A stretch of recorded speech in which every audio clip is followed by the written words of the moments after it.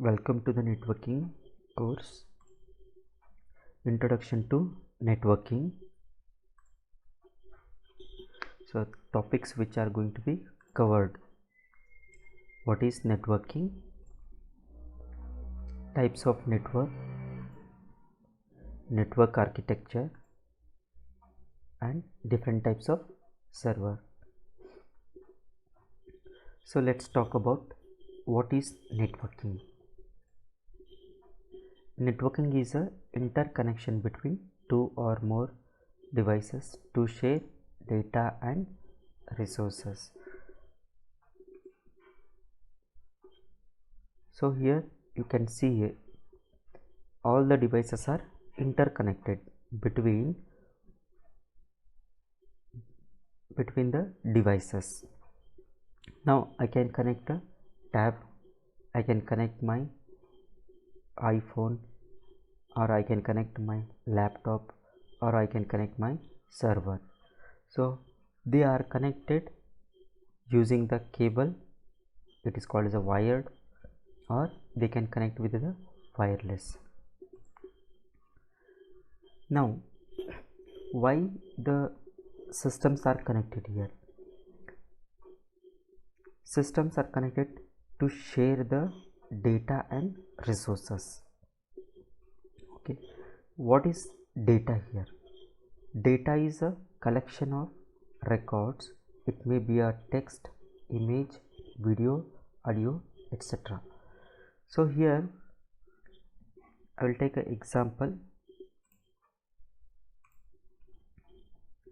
Now I have some data on this device. I wanted to transfer on this device. So how I can do? I can connect directly from this system to this system using wired or wireless, so that I can transfer the data from one device to another device. Or else in an organization, so there will be a number of systems are connected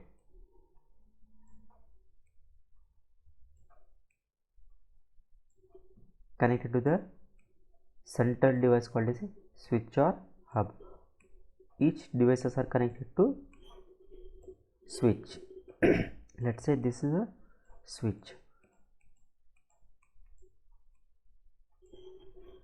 So if from this system I wanted to transfer the data to this system, so I'll be sharing the data over here. It can be accessed anywhere in the network, either here, here, or here. So this is how the systems are connected, and for what reason they are connected? To share the data.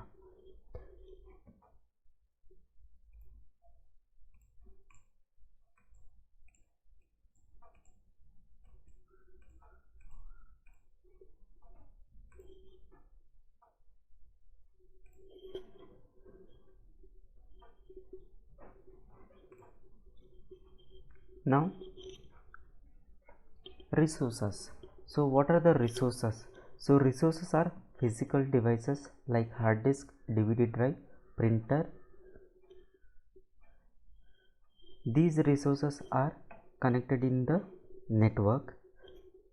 Suppose if I want to have a storage, I can store a data on each devices. So if we are having the enough space in the disk, so this is possible. But in the organization, how it is? Now if I want to have a form of 50 system, let's say 50 system, all are connected here. Now if I want to have a 1 TB on each devices, so it would be cost for me. So I'll be investing a lot of money on this system. Let's say this is on 10,000 rupees, so 50 means 5 lakh rupees. So instead of that I am spending 10,000 on each devices. I can reduce the cost by installing the less space of disk. Like I'll be installing only 250 GB hard disk, which cost around might be 1000 rupees. So I would be saving some amount from this system. Likewise, if I'm saving the at least 1000 rupees each, so I would save my 50,000 rupees. So instead of that,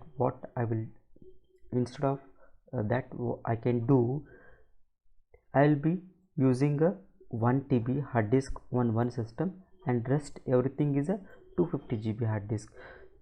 Once the data I wanted to store, I'll be storing only on one system, which is having the 1 TB hard disk. I'll be sharing the 500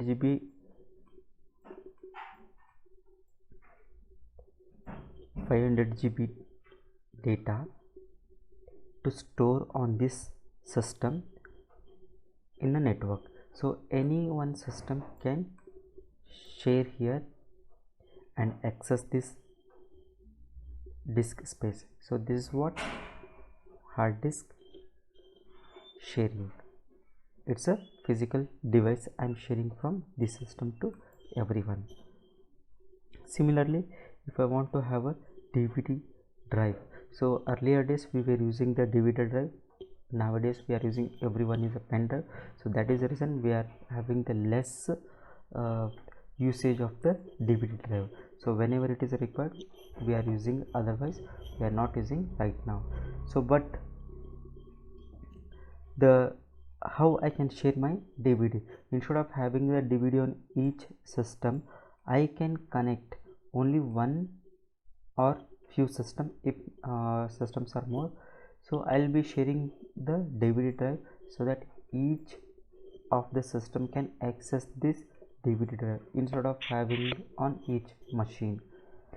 Let's talk about the printer also. It's important because everyone are wanted to print their soft copy to hard copy. So here, if this device want to take a print, so if without network, think about a without network, if we don't have a network, so I should connect directly to this device. So instead of that, what I can do, I can connect directly to the network. So there are two types of printers are available. So one printer which I can connect to particular system, and this printer I can share in the network. So what happened, this device also can access this printer because this is connected in the network. This is called as a shared printer. If I am connecting the printer to the switch, so that is called as a network printer. So anyone can access here. The difference between share and network printer is, share printer require a dedicated system. Network printers does not require a system. Suppose if system goes down, so no one can take a print here. So that is a share printer. If center device goes down, so entire network is going to be down. That is the idea here. Okay, so I can take a print from anywhere in the network. So here what I am doing, I am sharing my resources. I can share my hard disk, I can share my DVD, and I can share my printer.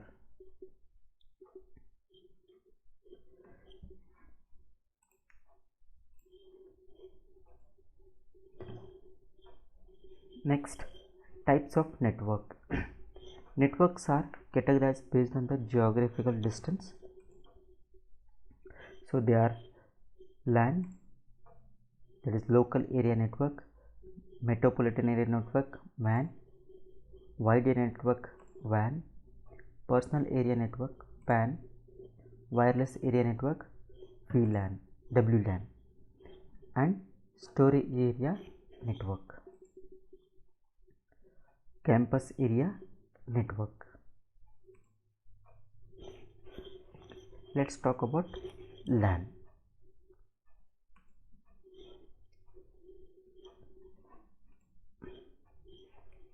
LAN is a small network which span in a single room, office, school, a building or group of nearby building. That means I can connect two or more devices connection in a single room, or it may be an entire office, it may be a first floor, entire second floor, or the entire building, or it may be a one building to another building. So here systems are connected in the small area, so which will be not more than 100 meter. So the data transmission in this type of network is faster. LAN is a faster than other network because it's short distance within 100 meter. Suppose if I wanted to connect a network which is having around one building to another building, if it is a far from 100 meter, so in between we are using the terminator, in between we are using the transmitter.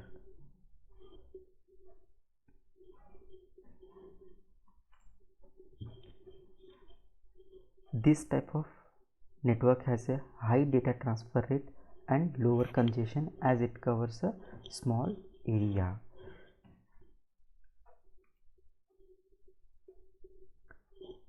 Next, metropolitan area network. MAN is larger than LAN and smaller than WAN. It's a bigger than of the LAN. The distance of MAN is 50 km, which span around city to city. The office which has many branch in a city is the best example of MAN. So if I am having the different branches in the same city, so I can go with the metropolitan area network, MAN. So I can share my data from one network to another network or one branch to another branch. So the best example of this is a bank. You can say there will be number of branches in big cities.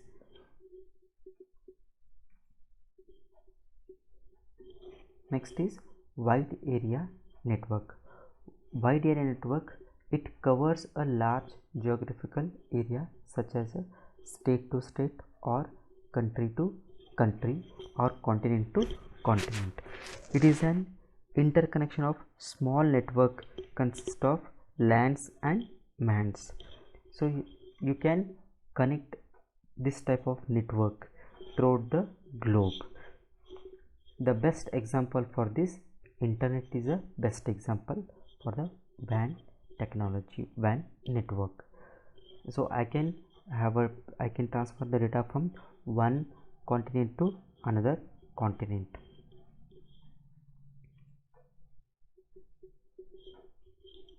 Next, personal area network, which connects mobile to computer or laptop. Personal, it is to only share my personal data. So I can use my mobile to mobile, I can transfer the data, or I can take a mobile to if I want to take any printer, I can take a printout. If I want to transfer the data from mobile to laptop, that is also possible. Only the idea is here I am sharing my personal data. So that is the reason this type of network is called as what? PAN. So how you can transfer the data? Using Wi-Fi. You can you are sharing the Bluetooth, you can transfer the data.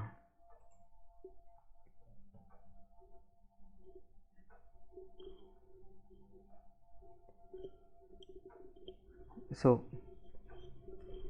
next, so we are having a one more network, so that is CAN. Campus area network is nothing but it's a unique, it's a specified area. So in this type of network, the area is specific. For example, your college campus. So if you enter into the college campus, so you can access the network of your college. So that is called as what? Campus area network. The area is what? It may be 100 meter, it may be a 200 meter. It's depends on the specific area, your geographical distance. One more example, you can go to the railway station, you will have a access of the internet. That means you can access that network within that area. Or you can go to a 5-star hotel, there also you can get a network.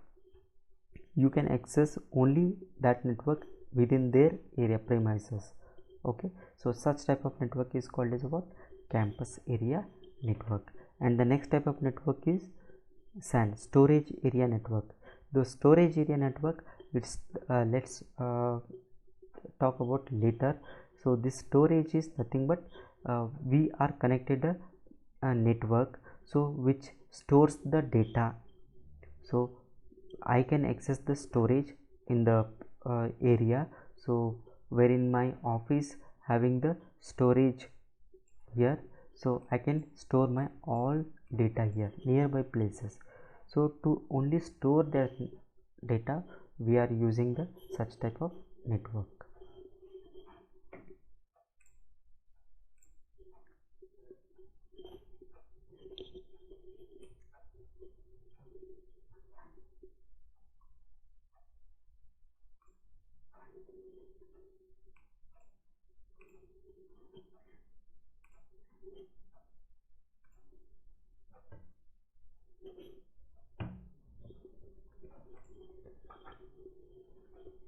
So next, network architecture.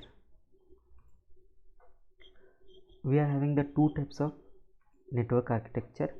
One is a workgroup or peer-to-peer network. Next is client to client server architecture. So what is workgroup? Workgroup area network, which is connection between devices. Here all the systems are connected, you connected with the switch or hub. So in this type of network, only few systems are connected. It should not be more than 20 system. Here username and password stores in the same system, that is in the same system. Suppose if I am having the user called as a Bob, so this Bob user does not exist on this machine. Can I use this Bob username and password to log in here? No, because the username and password is exist on the local machine. This I cannot use it here. Similarly, the data of the users is stored only in this machine. If this user he wanted to work on this machine, it is not possible. He has to use this local username and password, and he can access only this data. If it is network, so I can log in with this username and password and I can access the data of Bob. This is possible, but here the username and password cannot be shared or cannot be used on another machine. This type of network is what called as a workgroup, and workgroup cannot be implemented more than 20 systems. If I connected the workgroup more than 20 systems without the server, so what happened? You will have a server issue. That means more than 20 systems, the shared system will get a start giving the problem. If the system has a problem, the user has to wait till it get ready. That means once this system is not functioning, the user has to wait for to get it ready, to get it done. So until that he cannot use other system because his data, everything is present in the local machine. The next one, that is client server architecture. So in the client server architecture, all the systems are acting as a client and it's connected to the server. What is client and what is server? Client is nothing but which request to the server here. Client will request to the server system. Server will provide the service to the client. So what are the services? So services can be anything. It may be a IP address giving, or it may be a file sharing, or it may be a security providing. So it may be anything. It is providing the service. Here client will be requesting. Client should request to the services. Server will provide the service here.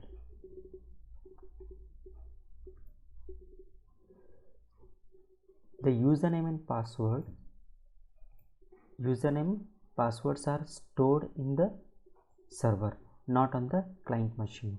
So if I'm creating the user in the server Bob and password is a password, I can access this. I can use username and password and I can log in either here or anywhere in the network. So this is called as a what? Client server architecture. I can log in anywhere. I can access my data from any one of the systems. Suppose if this system is not functioning, I can sit on other system and I can start my work. I need not to wait for any other to access my data. I need not to wait for to get it ready.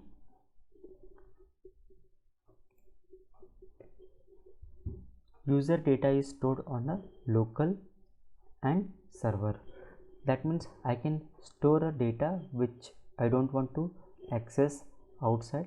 So if I want to access anywhere, so I'll be storing the data in the server. User can work from any system in the network, which I explained to you. So this type of model we are using right now, as well as we are using work group also, whereas I told you where we are using only 20 system, not more than 20 system.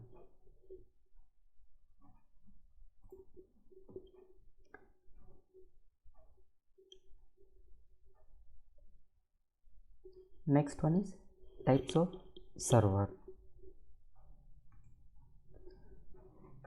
So you understood what is server, correct? So server which provides the services.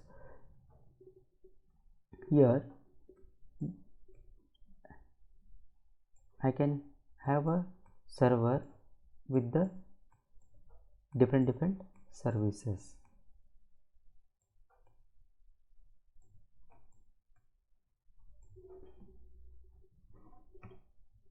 The first type of server is file server.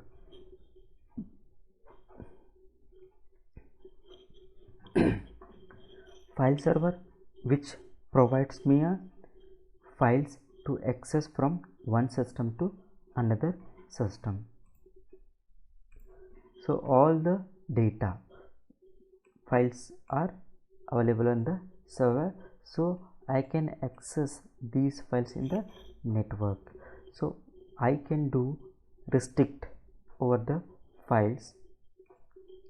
Suppose if this user stores some data in the server, if it is shared, I can give the sharing to only to the particular user, not other user.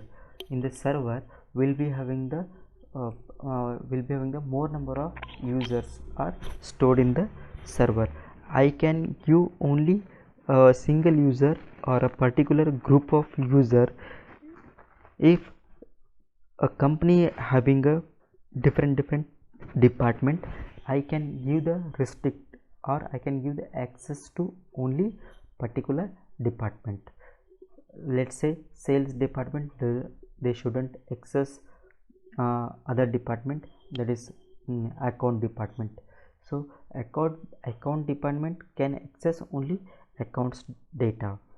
Sales department, they should access only sales data. Likewise, each department can have access to access their respective data from the server, as well as in the department itself I can give the access to only 2 or 3 users, so they will be having the full control, or they can access every data of that department, and rest others should only read it, and others should can access their data fully. So this is how I can manage the data from the file server.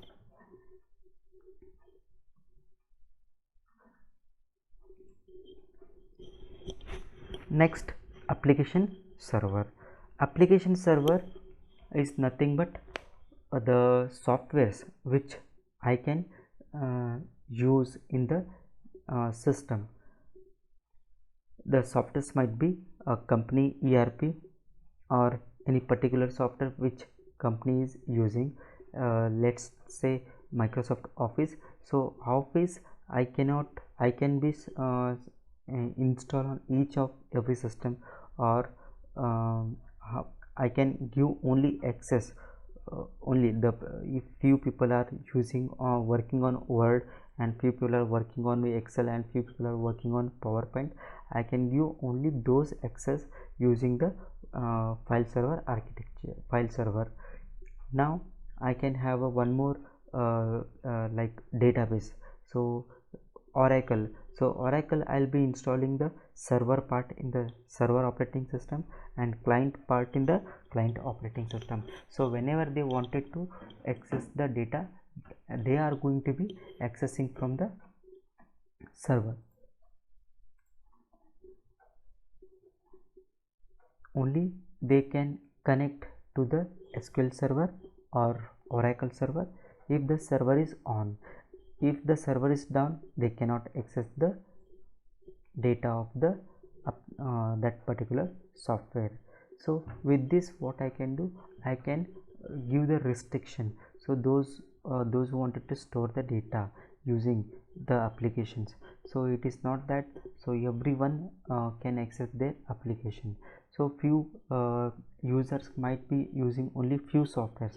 I will be not installing all the applications. So applications are licensed one, so that is the reason. So I'll be I wanted to give access only to the particular user, or the person who is using it only. So licensing part, so it will be very easy to manage it. Patching, if any upgradations are required, so that can be done through the server only. So this would be very easy to manage such kind of application. Next one is print server. So print server are nothing but the server is connected with the many printer. It may be a 5 printer or 10 printer or entire network printer, it may be connected. If user want to take a print, so there will be some cases a billing. So there should be a number of systems are connected to the printers are connected to the system, so which has to be managed. Or suppose let's say talk about the LIC. So LIC, those who have taken the policies, they wanted to have a hard copy. So around 1 lakh, 10 lakh or 1 crore print they should provide to each of their client. So here what happened, once the printing machine is started, so sometime the printer get jam, or paper get jam, or ink might be empty, such type of situation, again the printer has to be stopped. Instead of that, you can connect many printers to a particular one server, so that is going to be managed. If and we can have a priority basis also, I can print it. So this is how I can manage the print server. Next one is DNS server. DNS server DNS stands for domain name system.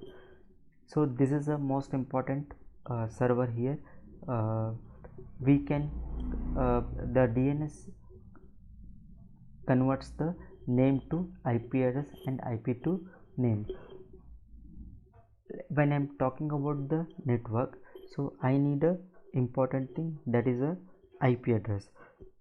Each and every system must have a one IP address to exchange their data. Without this it's not possible. So we'll discuss what is IP address and everything. Just I will give one example.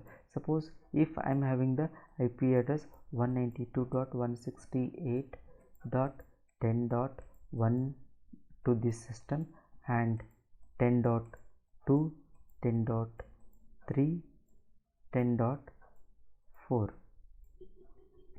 so these are the IP address assigned to the particular system. Now let's talk about 10.4 system want to access the 10.1, that is server. It should access through this number only. Okay, if I wanted to access some other let's say around 100 servers are available, so it's very difficult to remember those all 100 server IP address. So that is the reason I'll be using the DNS server, so which translate the IP address to name and name to IP address. Let's I'll give one more example. In our mobile, so we will be giving the name and mobile number. I cannot remember each and every mobile number. What I'll be doing, for each and every mobile number I'll assign a name. I can remember my all 50 friends or 100 friends name instead of their contact number, instead of their mobile number. Similar way, I can assign each IP address to server name, so that I can access. Let's talk about file server or print server. Okay, file server I can remember. I wanted to access the data from file server, I can remember the file server, but I cannot remember the file server IP address. So this server will resolve whenever you try to access with the name, which will convert it into IP address of that system and which connects to the server. So this is the idea of having the DNS server.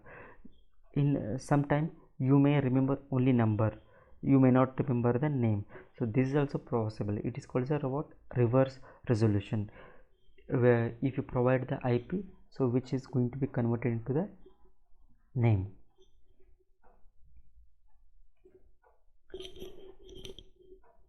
Next, DHCP server. So again, without the IP address it is not possible to access. So there are different methods are there to assign the IP address. So what I can do, I can go to the each system and I can assign 10.1, 10.2, like that I can assign. If there are more number of systems, let's say around 500 systems are available, 1000 systems are available, again it is a difficult task to assign a IP address on each machine. If I forget, if I move a system from one location to another location, again it's very difficult to manage the systems. So that is the reason I will be having a one server that is called as a DHCP server. So DHCP server will provide the IP address to the requested client. So DHCP stands for Dynamic Host Configuration Protocol, so which provides the IP address to the requested client. So which will we are going to discuss later what is how the DHCP server works, how the DNS server works, will be practically will be looking in the upcoming classes. Just we'll understand here what are these servers. Okay, so DHCP server, you understood, a DHCP server which provides the IP address to the system. So the system which is requesting the IP address, so DHCP server responsibility is providing the IP address. So DHCP server has a track, can maintain a record, so it is providing the IP address so and so system, so that I can communicate properly. Next one is database server. So database server, that is nothing but you can have a SQL server, or you can have a Oracle server, or you can have a MongoDB, some other MariaDB. You might be having a different database. The data will be stored in the server, and clients are going to make an entry of that data. Either it may be an employees record, or it may be a sales record, or it may be anything. The data is entered from the client and it is stored on the server, and the database administrator will be managing all those data.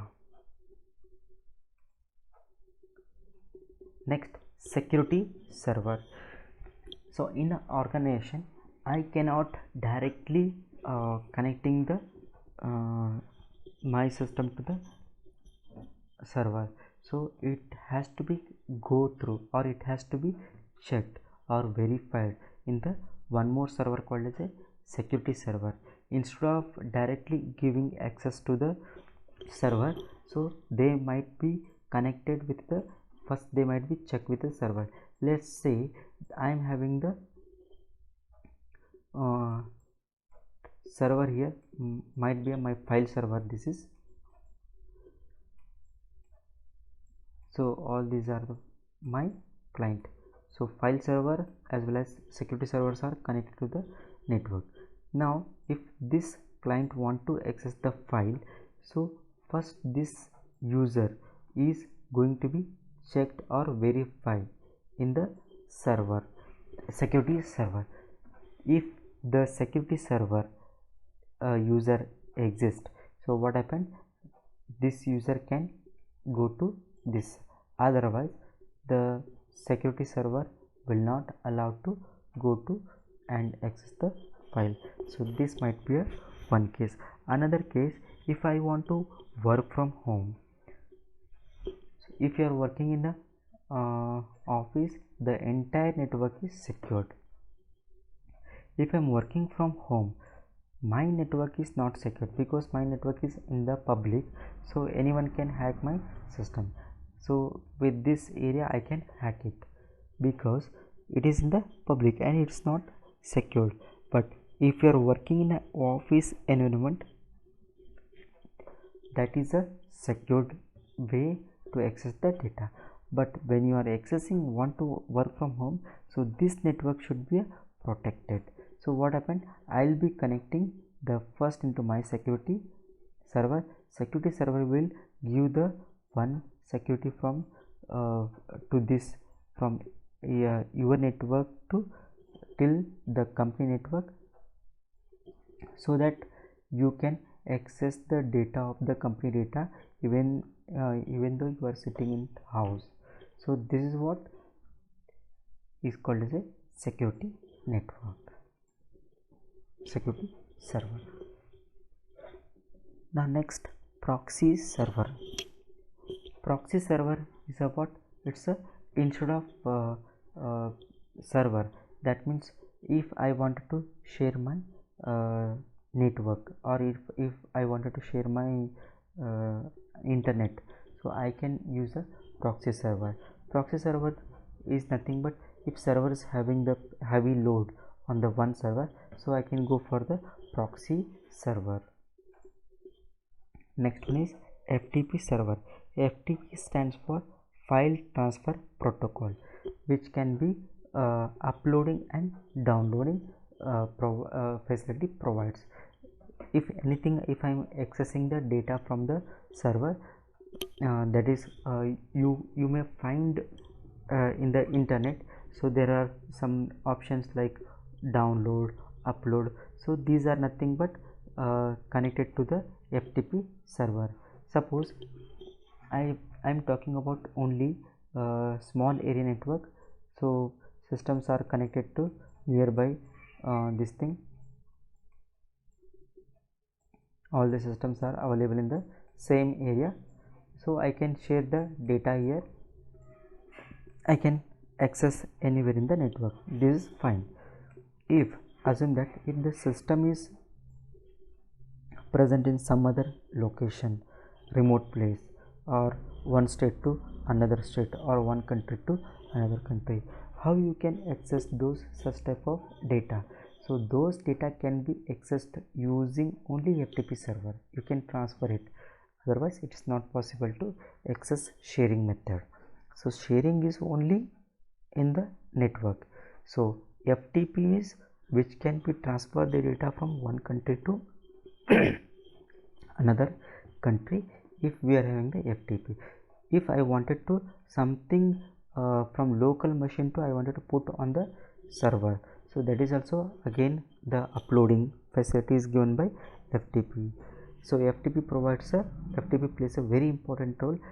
So when I wanted to download or something, or I wanted to put a resume from my system to the recruiter like Naukri.com, I wanted to upload my resume. So this is how the FTP is going to be worked. So FTP also plays a very important role. Nowadays I can download some software, I can download a song, I can download a movie. So all these are from the FTP server. Without FTP server it is not possible. Next one is mail server. So mail server is nothing but sending a mail from one system to another system.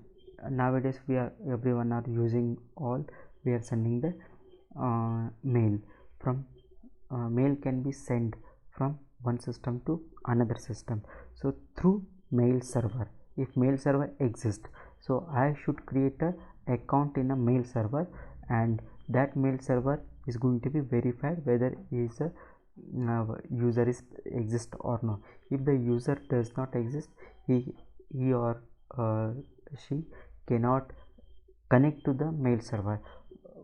As we are using, we'll be using the gmail.com, my mail server. I'll be using my mail ID to log in first in the server, so then only the mails are visible. I'll be sitting at my client place, and I'll be sending the data. Next one is web server. Web server is nothing but to access the web page or to host the websites. So we need a web server. So what is website? So website is a collection of our data. It may be a text, audio, video, or anything like gmail.com or google.com. These are the web pages. We can read a newspaper also.